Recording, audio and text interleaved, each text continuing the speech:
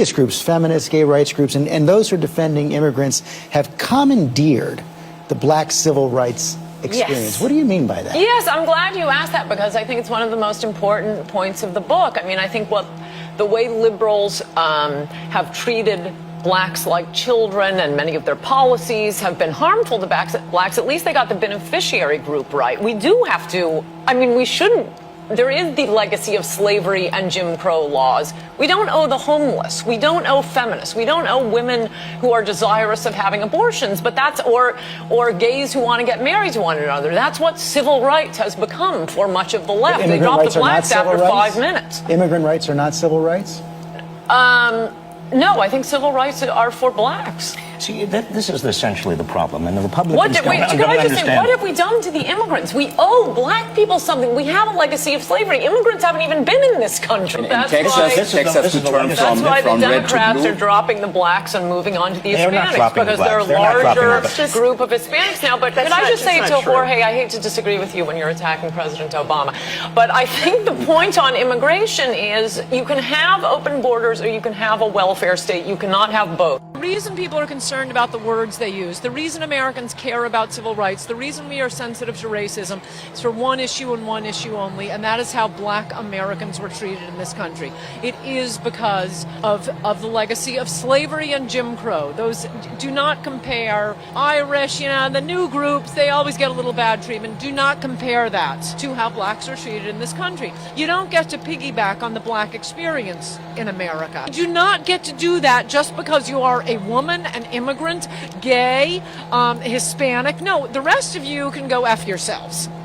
No, this is for black Americans. We seem to have forgotten them. It's not a rainbow coalition. Never thought I'd see the day where I'm agreeing with Coulter on anything, but she got a point.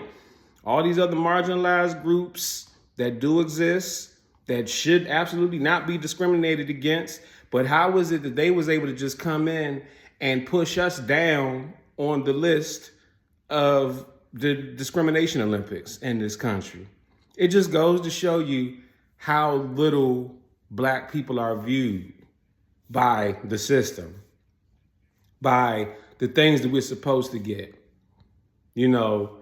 People argue about reparations and all that. Look, I'm not here to sit here and argue with y'all. Y'all can argue about that amongst yourselves in the comments section. Because as a black man in America, I don't expect no handouts. I don't expect nothing to just be given to me. I definitely don't expect no type of fairness or anything. But she makes very valid points about civil rights was supposed to be black people, for us, by us, FUBU. Somebody get her a FUBU hoodie. I heard they coming back out. Somebody need to get her some Timbs, a bandana. Matter of fact, you need to get her some Rockaway jeans, yeah.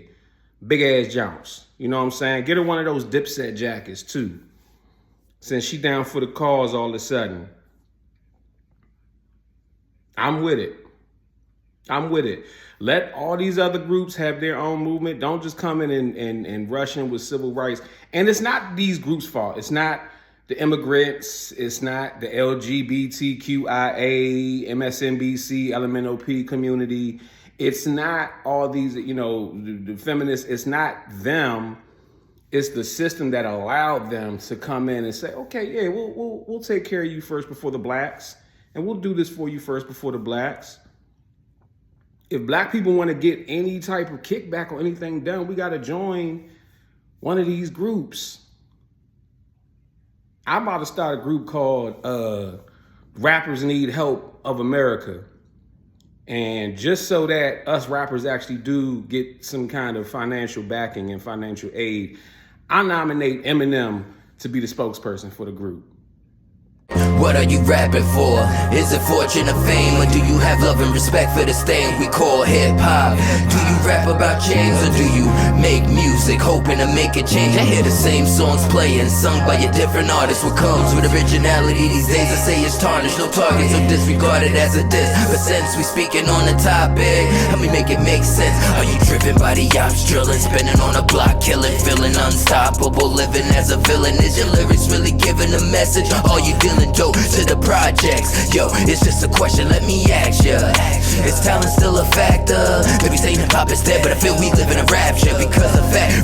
saturated with no passion, with a culture elevated beyond what the pioneers were asking for. So, do you call yourself pure? Do you add to the torture? Are you unsure? We are done with the vultures, slipping through the door, slowly killing our culture, eating at the core. Yo, tell me, is skill a factor anymore? I feel it's worse than before. Same sound, different jaws, rambling a bunch of bullshit. Whores of the media, selling their souls to open doors cause they're greedy, but I see a change slowly coming. The industry been fronting on the underground, bluffing like we ain't running shit just because we unseen. You got a business, you got a brand, you got music. Nobody knows you exist and you need exposure. DM me or email me right now, bookingcranklucas@gmail.com to get the exposure that you need, and I will share your content on my platform. I got 850,000 subscribers on YouTube. I got 450,000 followers on Instagram. I have the audience that you need to get your content in front of. And right now, I'm running a holiday special, so you can get all this exposure for the low. Hit me up right now. I got you.